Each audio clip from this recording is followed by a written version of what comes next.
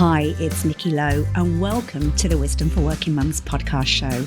I'm your host, and for nearly 2 decades now, I've been an executive coach and leadership development consultant. And on this show, I share evidence-based insights from my coaching, leadership and psychological expertise, and inspiring interviews that help women like you to combine your work, life and motherhood in a more successful and sustainable way. Join me and my special guests as we delve into leadership and lifestyle topics for women, empowering you to thrive one conversation at a time. I'm so happy that you're here, and let's get on with today's episode. Have you ever been told you need to work on your presence or your gravitas, or that you'd have more impact if you were somehow more confident or more assertive, more something? And on one level, that feedback can sound like personal development, but for so many women, especially working mums, it's not just about skills. It's often a symptom of trying to navigate power, politics, and the authority gap, that frustrating space where you can be competent, experienced, even exceptional, and still not be perceived with the same weight or credibility. Because when you're carrying the mental load, juggling the demands of work and life, and showing up on limited bandwidth, communication becomes the lever. Not to perform or to pretend, but to be seen, heard, and taken seriously without burning yourself out in the process. Add in the cognitive load so many women carry, and it makes sense that we sometimes default to over-explaining or second-guessing or softening or staying silent until we're perfectly ready. And the cost is huge. Not just career progression, but confidence and our energy and well-being. Today's episode is all about this, those small shifts that change how you're perceived, with more composure, more presence and more impact. I'm joined by the co-founders of Composure Media, Louisa Preston and Louisa Baldock, 2 women with extraordinary experience in high-stakes communication.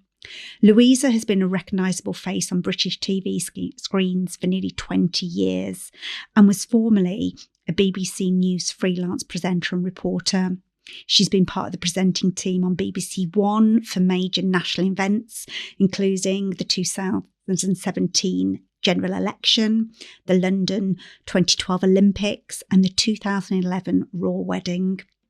She joined the BBC after working for ITN's ITV and Channel 5 News, becoming the youngest national newsreader at 22. And alongside broadcasting, she's long worked in the corporate sector, hosting conferences, award ceremonies and Q&As with CEOs and high-profile public figures. She brings real personality, warmth and humour to this conversation. And Louisa has spent 12 years at the BBC as a recognised correspondent, covering major stories from the Amanda Knox trials in Italy to the PayPal events in the Vatican to the 7/7 bombings in London. In her later years, she was the deputy royal correspondent covering the Queen Diamond Jubilee and the Duchess of Cambridge early engagements and also the birth of Prince George. She's worked across ITN Euronews and international corporate events, bringing a truly global perspective, shaped by living in Africa, Europe and the US. Together, they've taken everything they know about performing under pressure, live, on camera, in front of millions, and turned it into a practical toolkit for leaders who want to communicate with calm authority. So if you're heading into a meeting where you need to hold your ground, or a presentation where you want to be compelling, or a conversation where you want to ask for what you need without apologising for it, I think you're going to love this conversation. So welcome. It's great to have you both here, Louisa and Louisa. Fantastic to be here, Nikki. Thank you very much for inviting us. So for people that don't know about you and your work, can you just explain how you came from kind of the high stakes environments that you were in to do the work that you now do with Composure Media? Well, after many years working at BBC TV, myself as a correspondent, and Louisa, what were you up to? More presenting from a nice warm studio most of the time. And, we'd probably still be either me in a freezing cold location or Louisa in her nice warm studio if it hadn't been for the fact that, well, firstly, I left the BBC because my husband got a job in New York, and you don't say no to New York. So we moved to New York, and while I was there, I just had a reset, and I was really struggling with a bit of burnout, basically. My kids were very young. I'd been working as a reporter on shifts, earlies, lates, all sorts, working Christmases, working New Year's. The news never stops. And so I thought, I love it, but I cannot go back to that level of stress. And it was quite incompatible, obviously, with family life. I'd had to have an au pair, but I didn't get to see my kids very much. So I thought I really want to use those skills and help other people present with confidence, because I'd always been incredibly nervous when I went on TV, even though it was my job. And Louisa and I had been friends for many, many years. And Louisa, you were already doing some corporate work, weren't you? Yes, that's right, Louisa. As a presenter, there is always the tendency to do quite a lot of corporate work because you're not bound by a BBC contract, so to speak. So yes, I was working in the corporate world. And what I heard from a lot of women, and these were very confident women in very senior positions, but many were still saying they struggle to get their voice heard. And Louisa and I, when we started in journalism all those years ago, it was extremely male dominated. So we knew how to navigate that sort of situation. And we thought this could be an opportunity to really, it sounds rather cheesy to say give something back, but actually help other people in a position that we navigated quite well many years ago. And that's why we set up Composure Media transatlantically, Nikki. I was still in New York and Louisa in the UK. And then obviously I moved back, and that's when we really hit the ground running. Oh, I didn't realise you'd done it while you were over in New York. Okay.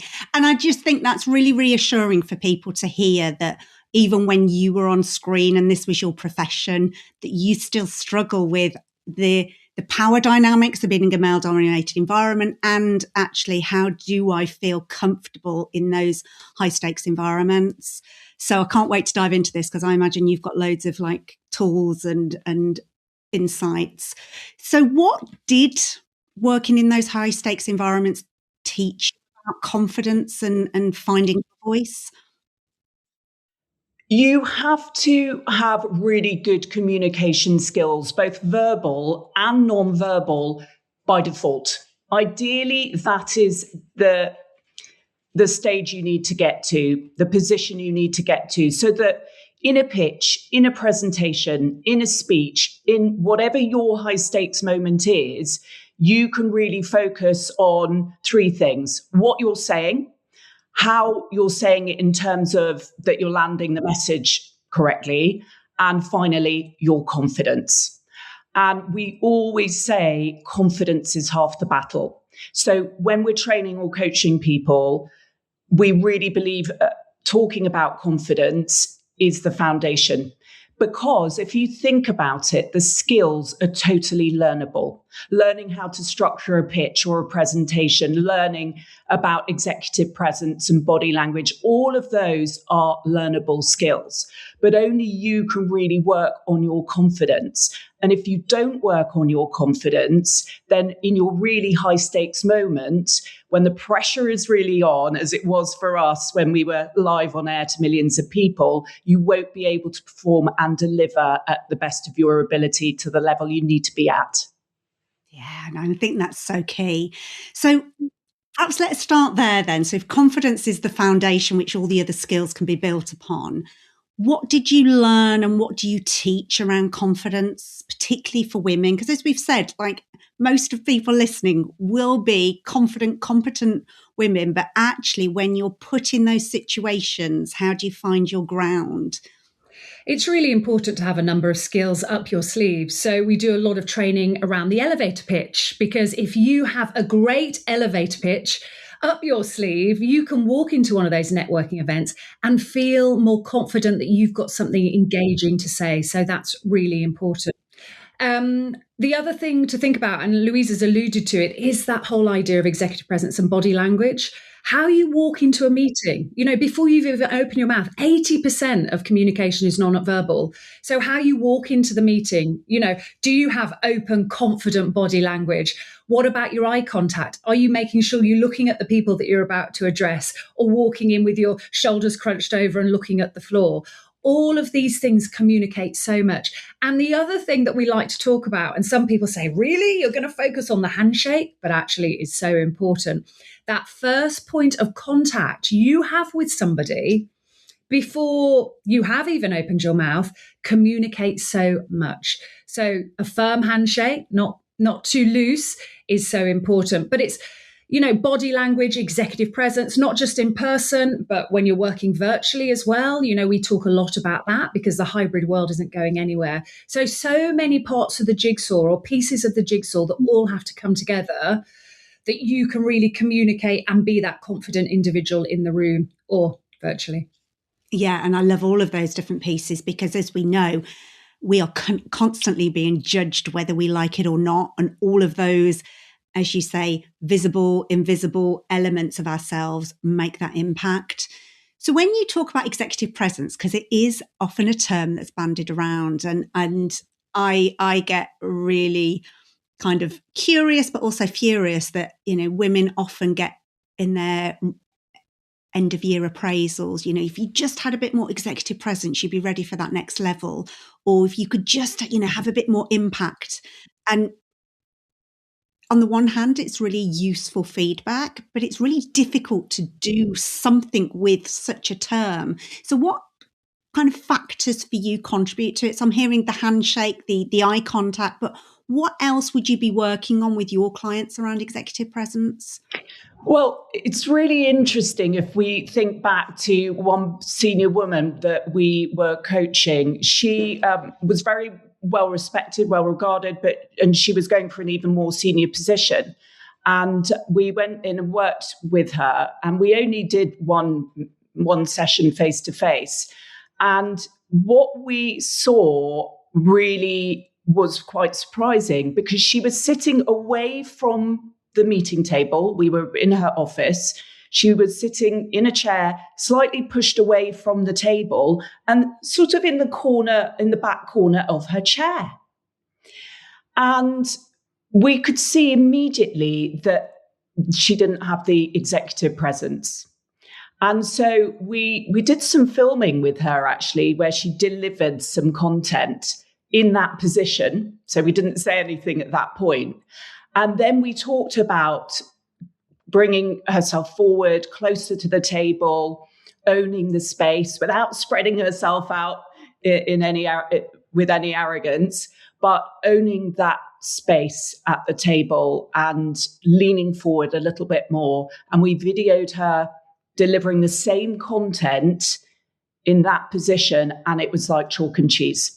So sometimes it is very small changes that can really transform your executive presence. But it can also be about energy. If someone's brilliant at their job, but when they're communicating, there is absolutely no energy, the presence isn't there. Maybe the gravitas isn't there. So there's some fine tuning that people can do to really take themselves on to the next level when it comes to executive presence. But it's difficult to do unless you know what fine-tuning you need to do. So it's fantastic to have another pair of eyes to assess and be able to tell you how to change gear. And Louisa, you mentioned gravitas there. I think that is so important because everybody is talking about gravitas at the moment. And Louisa's alluded to that idea of making sure that your structure is great. It's structure. When you have great structure, you can be so much more impactful, which will help with your gravitas. When you think about your executive presence and performance and things like speed of delivery, just by slowing down can transform how you come across as a communicator and really enhance your gravitas as well. Yeah, so that's really interesting because, again, we often hear those terms together, executive presence and gravitas. from your perspective, what's the difference in those? Oh, that's a really good question. Some people walk into a room and they just exude gravitas. Would you agree? I mean, we see it quite often. People just have a presence. And I think it alludes to that idea that Louisa is talking about energy and that positivity. And it's interesting to look back on my career, in those really high stakes moments where you're feeling the butterflies in the tummy and you've got sweaty palms. The key thing for me as a news anchor was to remain calm and composed. But also, whatever I was feeling inside, there would always be, especially at the beginning of a bulletin, the smile on my face. So, not just confident executive body language, but thinking about what I was communicating via my facial expressions, making sure the audience felt comfortable and secure that I was there to deliver a job and I was in control. I think all of those attributes that I've just mentioned, people with gravitas have, and you can see it as soon as they walk into the room and when they open their mouth. But it's knowing all of those little things that then you can improve your gravitas and your executive presence. And it's something you said there that really struck me about like the audience being comfortable and confident that you're like this safe pair of hands. Yeah. And I think we've all had those situations where we may have been sat in a meeting or perhaps watching somebody on TV and you're squirming because you're like, oh my gosh, I haven't got this and I really feel for them, or I feel apprehensive about where this is going to go. And just as you say, go, no, I'm this safe pair of hands. I feel I am portraying that. I'm sure Louisa's, I just want to say, there's a story that I just want to share, and Louisa has loads of them as well. But exactly that, looking at somebody on TV and thinking, oh my gosh, they're not in control. And I learnt that at 22 when I started presenting on national news, because suddenly I was presenting a bulletin where everything was breaking. And when I say that, it was the transition between when we used to do everything on tape and then we moved across to digital television, as you said, many years ago. And I was presenting a news bulletin and suddenly the director on my ear came through and said, oh, Louisa, we don't have that television report you're about to link into. So, of course, I looked down. I said, unfortunately, we can't bring you that. And I moved on. I then read the next script and the director said, no, we can't bring you that either. And that carried on for about 10 minutes. And you can imagine the fear as a young journalist that I had at that point. I mean, literally, I could feel the sweat, not a very nice image, but I could feel the sweat dripping down the side of my body. There was real fear. But I knew in that situation, the important thing was that I remained calm and composed, because if I hadn't, then the audience would have lost confidence. And also in those situations, some people at home busy making their kids dinner or whatever it may be, they don't even notice. If I'd started, if the fear had hit my eyes and I was umming and erring, straight away the audience would have, oh, something wrong here, look, let's watch this. Whereas just being calm and composed in that situation got me through it. And so I love that the 22-year-old you could do that as well, because most of us at that age wouldn't necessarily have had the toolkit within us to do it. Can you think back what you were doing in that moment to stay calm and composed? Yeah, very young in national television. I had been working in newsrooms or doing work experience in newsrooms from the age of 14, when you were allowed to do stuff like that back then.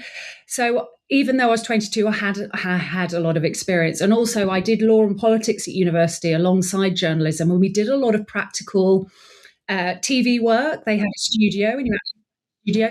So I really believe all of that experience from a young age really helped me to be able to perform in that high stakes moment at a young age. Obviously, I had a team in the gallery that were supporting me as well. So it's very much in television, it's all part of the team. It's not about one person, even though I was the one person fronting it all. It's all about teamwork. So that helped me in that situation. But I think, we talk about confidence. I think a lot of women are very confident. Louisa and I come across as very confident individuals, that idea of innate confidence.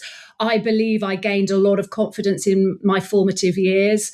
I also had a very ill father who I had to deal with from a very young age. So I suppose in a way I was beyond my years. I had to grow up very quickly from about the age of 16.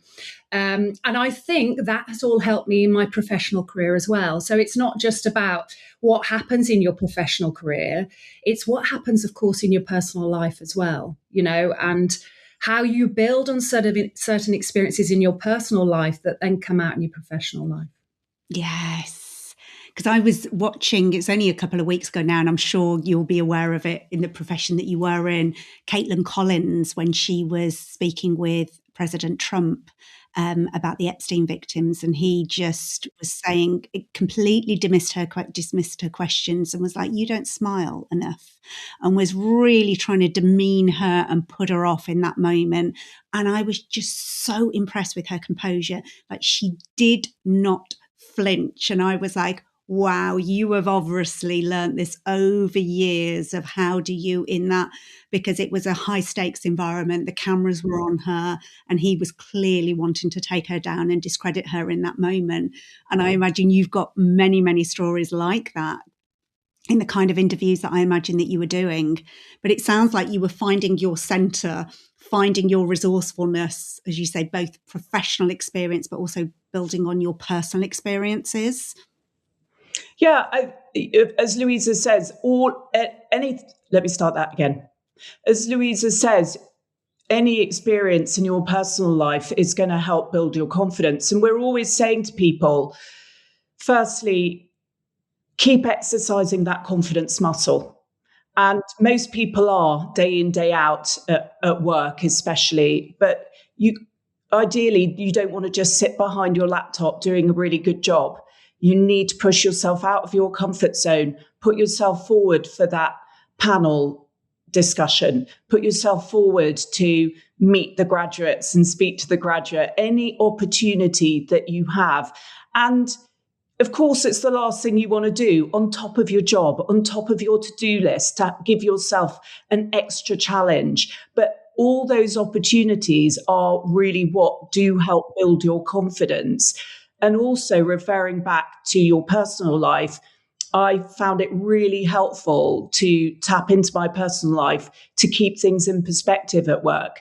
Because what we tend to do is we get really blinkered. We've got a big presentation to do. We've got a big speech to deliver. And we become really focused, which is good. But sometimes we focus so much, we forget we're not doing brain surgery here. And keeping things in perspective is really important to regulate your anxieties. And we always say to people, tap into anything in your personal life to help you do that. I used to absolutely dread doing a live broadcast on the 10 o'clock news, because that's when all the bosses were at home watching.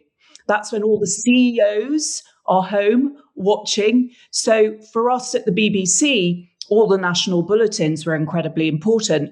But for me, the 10 o'clock news had that extra layer of jeopardy, if you like.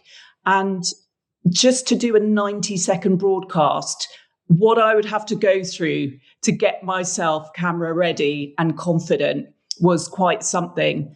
And I would say to myself, for example, this is just 90 seconds. Okay, it's 90 seconds to maybe 8 million people. But remember, you were in labor for 48 hours. So I think you can manage 90 seconds. Yes. Oh, that's a really great reframe.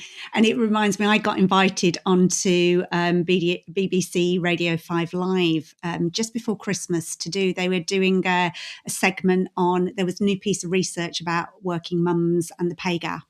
And they invited me on, and it was the first time I'd been on kind of more of a bigger radio show. And as they put me on kind of hold to listen to the radio show while they were waiting for my interview, I realized that they were interviewing the president of Israel just before me. And I was like, oh, okay, this already feels higher stakes. And then he was talking about subjects that I found particularly triggering. And I was like, I've got about 30 seconds till I've got to go on and say my piece here.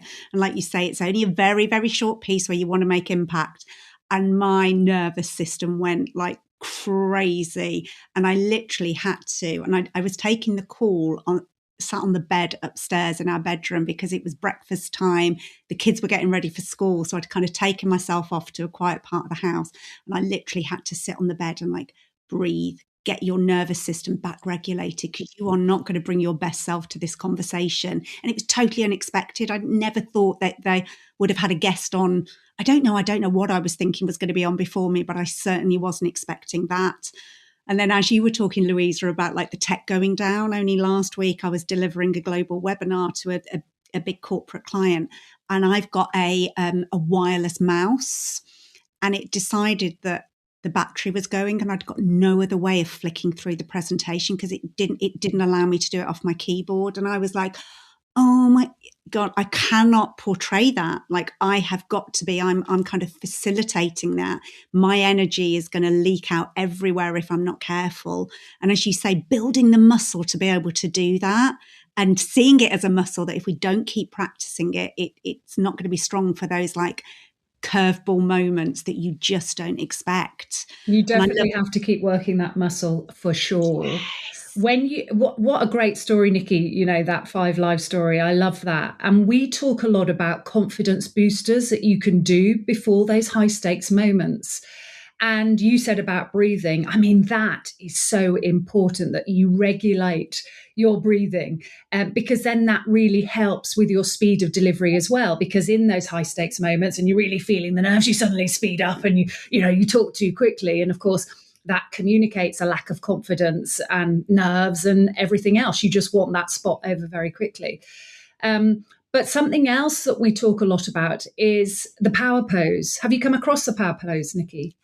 I've heard of them and I've heard of several different ones, but I don't know what mine would be. So no, I'd love to hear. So the one that Louisa and I do is, instead, a lot of people will stand up and they put their hands on their hips. What Louisa and I like to do is actually stand up and put our arms in the air. Now, we don't do this in the middle of the office, or we didn't used to do it in the middle of the newsroom. Actually, we didn't really use this power pose on television because, of course, you never know when suddenly you might be cut up on TV to the nation with your arms up in the air. But holding a very physical pose, and you just literally hold this pose for a couple of minutes, really helps with those physical nerves. You know, a lot of people talk to us about, as I said before, the butterflies in the tummy, the shaky hands. You know, some women will say, I feel myself, and men, going red, throughout my face. If you do something very physical, at the same time, do some deep breathing and box breathing, which Louisa can explain in a minute, that can really help you. So at the end of the 2 minutes, you then shake all of your body out. You release all the tension from that upper part of the body across the back where we hold a lot of tension. And that idea of then being able to push your shoulders back, holding your head up high, and then you're ready to perform. It really does help. Oh, and for people that couldn't see that on camera, you literally got your arms up almost like as a Y shape above your head, hadn't you? And I love that because you're using kind of your psychophysical biology there to cause a nervous system interrupt of like, let's interrupt that pattern of nervousness. Exactly, because when you get nervous, you tend to fold your body language down and bring it all in. Whereas, opening up and stretching actually always feels good, but helps you as well. The other thing is to have your feet shoulder width apart. A lot of people, when they stand up and present, when they're nervous, they close their body language down. So they cross their legs. As soon as you cross your legs, you're off balance, if you think about it. So that idea of having your feet shoulder width apart and really feeling the ground, you feel solid, is also so important. And as well, the breathing. The other thing, Nikki, is one thing is remaining composed when things don't go to plan, but also how do you then continue? How do you pick up and continue? And we like to talk about when things go wrong, forgiving yourself in that moment, drawing a line and picking up with even more confidence. Because what happens if you stumble over your words or you forget what you were going to say or the slide doesn't work is you start beating yourself up in that moment and you start having a loop, if you're not careful, in your head. And that's all you focus on. and then the rest of your pitch, your presentation, it just spirals. So it's really important that you have this pattern of forgiveness, draw a line, pick up with confidence, and then you can debrief with yourself afterwards and learn from what went wrong and whether you could cope with it and deal with it in a better way next time. I love that. It's because high achievers tend to be quite self-critical. And I say that as somebody that, I know my inner critic very well. And I've had to learn it's about self-correction, not self-criticism, because that will, as you say, spiral. And I love that, just forgiving yourself in the moment and picking back up with more confidence. And it made me think, as you were saying, Louisa, often you might be presenting to 8 million people. Do you have any tips for what you would do in terms of your audience, what you imagine? You hear the things of, just imagine your audience all naked or sat on a toilet, or, what kind of things worked for you in your career? I'll tell you exactly. It was imagining the audience with a remote control in their hands, which they did have. And if you think about that, Nikki, and we share this with everybody that we're working with today, and we really encourage them to imagine their audience with a remote control in their hands, even though it's going to be in a business environment. Because if you focus on why they might switch you off, maybe you're boring them, maybe you're confusing them, maybe you're bamboozling them with too much information, too much detail, too much minutiae that they don't need.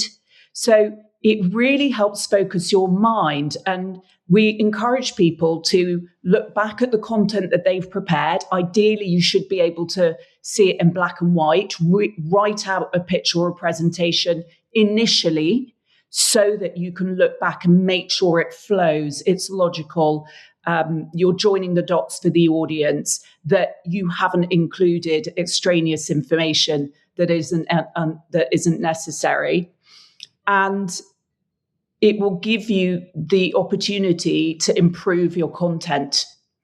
So imagining whether your audience is going to switch you off at any point, or even worse, switch over to your competition. It really focuses the mind. Yeah, that's a really powerful one, because I can imagine in the kind of industry you were in, that was a real kind of life scenario, but it's a powerful one for us all to adopt as a metaphor, isn't it? The other thing that I like to think about, because so many people, when you're presenting face to face, if you look at your audience and someone's sitting there looking totally bored, or someone's just focused on their phone, that could really knock your confidence in the moment. But what I always think, if somebody is looking at their phone, it's about changing the mindset to a positive way. But if they're looking at their phone or typing on their phone, I think, gosh, everything I'm saying must be extremely interesting, because they're taking lots of notes. So it's that sort of idea of just shifting the mindset. And interestingly, with audiences, when we're doing virtual coaching, we'll always say to participants, even if you are in the audience, make sure you turn your camera on and make sure you're looking engaged, because it makes it so much easier for the actual person who's presenting. Help them to lift them in that moment, by doing something productive as well. But we could talk about virtual setups and best setups and all of that until the cows come home. But just a few little pointers there that can help. No, and I think that's really important. I'm also thinking that the person that's turning their camera off, that has an impact on your brand as well, doesn't it? There's a real opportunity, even if you're just listening and watching, to be conveying your brand and an impact with that. And I love all these little nuggets. And you've talked there about really being clear on what you're conveying. And I think that's a trap that I know that I can fall into if I'm not careful, like trying to overprove and put too much information in. It's almost like I need to show you how good I am. And as you say, in that, you can lose people and you lose the impact and the gravitas and all of the things that we've talked about. So I wonder if you've got any tips for how you work with people about structuring the actual content. It's about distillation. As you say, Nikki, it's a really natural tendency to want to show off all your research, your knowledge, your expertise. It's a really natural inclination. And it is for us too. So we have to contain ourselves. However, as you say, you can be more impactful if you're thinking less is more. So really be discerning about your content and really think, does my audience need all of this right now? Or can I hold some of it back up my sleeve and use that in the Q&A or maybe in an ensuing conversation? And when I see that there's maybe at a conference, there's going to be a speaker for half an hour, for 30 minutes, I think, boy, they've got to be a really good speaker if they're going to hold the audience and land all their content in 30 minutes. Because frankly, you can be much more impactful if you prepare in the right way in 10 minutes than in 30 minutes. And last year, the CEO of OpenAI, Sam Altman, actually said that people in business should be communicating in just 30 seconds what they've traditionally been communicating in 5 minutes. So it really goes to show, audience concentration spans are shrinking. The way audiences receive information has definitely changed since we've come into this digital age. And if you think about video on social media, it has about 1 second to capture the audience. And okay, in business, if you're speaking, hopefully you have more than a second, but actually you don't have that much more to capture your audience. And you need to be focusing on being impactful rather than being verbose. So that is our top tip to people. Less is more. Focus on the impact and keep a lot of it up your sleeve if it's not absolutely vital. Brilliant. And I also wonder, in your experience, are there particular words or phrases that as women we tend to use that might be ones we want to throw out or use sparingly? Because I hear a lot of that minimizing type of language. Yeah, we hear it a lot. Yeah, it's not positive language. It does undermine people. You know, of course, there's so much said about women saying, I'm sorry. But we hear people saying, I've had a go, but I'm not sure exactly whether I was on the right lines. Or I'm not an expert, but I'll give you what I can. You know, it's just all undermining language that you just want to stay clear of. So it's a mindset and thinking, instead of saying that, what can I say? We also find that people tend to come out with this negative language as a bit of a, they're sort of communicating they're not confident, but also they're filling the gap with, what can I say here? I'm just going to come out with something that's slightly undermining. We're like, no. Just don't. Just pause. Just hold the silence. Be confident enough to hold the silence. You don't need to fill all those gaps with language. You know, some of the best orators, some of the most impactful communicators are those that can really hold the silence, think about what they want to say, and then come out and deliver it. Yeah, that's so powerful. When I first started training as a coach, and you would ask a question and somebody would be thinking, and we were always taught, like, just the cogs are working, be quiet, sit back. But how uncomfortable that can feel. Like, we often want to fill that silence. So I love that you're kind of going to lean into it, the power of the pause and the power of just going at a much slower pace that builds that credibility. And there was somewhere my mind went then around, there was something you said around, yes, the language of, I'm not quite sure, and it reminds me of that, the research that we hear about, actually women have to be really careful about balancing warmth and authority. And often we're trying not to come across as too confident or too arrogant, or because it gives us a negative connotation often. So have you got any tips for how you teach people to balance that warmth and kind of authority? Around facial expression, we always say, I mean, if you can be confident, authoritative, but also think about what your facial expression is communicating, because some people will do that in quite an aggressive way, and everything about their body language, their facial expression is communication, more aggression, which obviously you don't want to do. Whereas being assertive, you know, that idea of if you're in a meeting and someone interrupts you, you know, how do you deal with that situation in a way that is just going to be seen as professional rather than aggressive, assertive and professional rather than aggressive. We always say, it's great to maybe turn to that person and say, I really want to hear what you've got to say because I'm interested, but could I just finish my point? But as soon as I do that, you're being assertive, but straight away that smile comes on my face compared to, can you just, I'm interested in what you want to say, but let me finish. Without the smile, it comes across as totally different. So that's an important part as well. I love that because it's mixing this all in, isn't it? It's not just about getting the right words. It's the tone. It's the facial expressions. I mean, we've covered so much here, and I know that there is so much you work with your clients on. We said before we hit record, the reason that I invited you on the podcast and I came across your work is I was speaking to one of my clients and they're bringing me in to do a workshop, and I'd asked them, like, what's the most memorable workshop you've ever hosted and what worked about that? And they said, oh, it was Louisa and Louisa. And they were telling me about this workshop. I was like, I've got to reach out to them. I've got to find out more about what you do. So I know that there is so much more that we could go into. But I suppose if there was just one thing that you want somebody who's listening to this conversation to take away, what would you want that to be? And it might be two separate things. So over to you as to what they might be. I would love to communicate that, of course, all of you listening are confident people. Whatever you're doing in your life at the moment, in your careers, even maybe at home as a mum, running the family, the household, of course you are confident, but confidence doesn't always behave, and it is like a naughty child. We like to think of it like a naughty child, and it doesn't always behave the way you want it to when you need it to.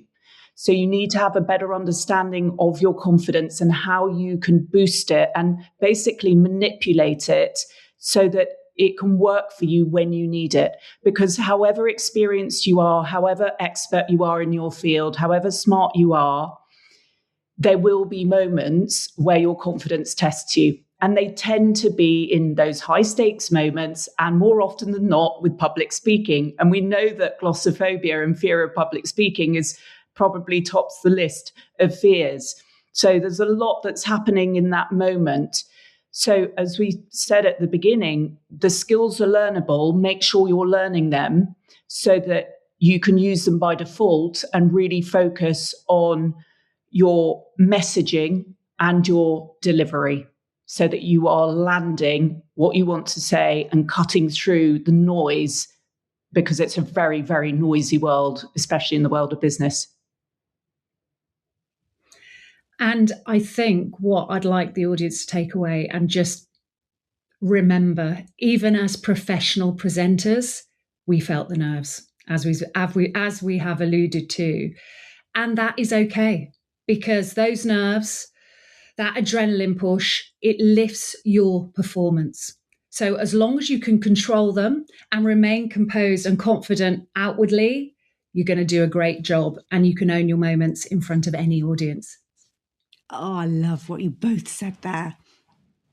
And Nikki, one last thing, because we've been working rather hard and not sleeping enough, and we've probably been stumbling over our words a little bit.